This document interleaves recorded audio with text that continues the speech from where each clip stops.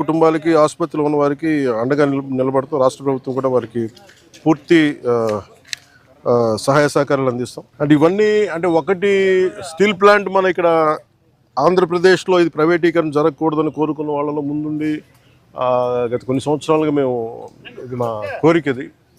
ఇది విశాఖ ఉక్కు ఆంధ్రుల హక్కు అని. అంటే మొన్న 32 మంది చనిపోతే దాంట్లో ఈవెన్ మన తెలంగాణలో కూడా 3 చనిపోయారు. ఇది మన విశాఖ దానికోసం అప్పుడు ఉమ్మడి రాష్ట్రంలో. అందుకని ప్రైవేటీకరణ జరగకూడదు, ఇది మన రాష్ట్ర ప్రభుత్వం కింద ప్రభుత్వ స్టీల్ ప్లాంట్ కింద ఉండాలనేది మా అందరి ఆకాంక్ష. అదేవిధంగా కేంద్ర ప్రభుత్వం ప్రధానమంత్రి గారి నాయకత్వంలో ఇది అలాగే కొనసాగిస్తున్నారు అదే స్ఫూర్తిని. అది ఇప్పుడు మాకు ప్రిలిమినరీగా మేము చూస్తున్నప్పుడు అందరితో మాట్లాడుతున్నప్పుడు అనిపించింది some kind of upgradation is need.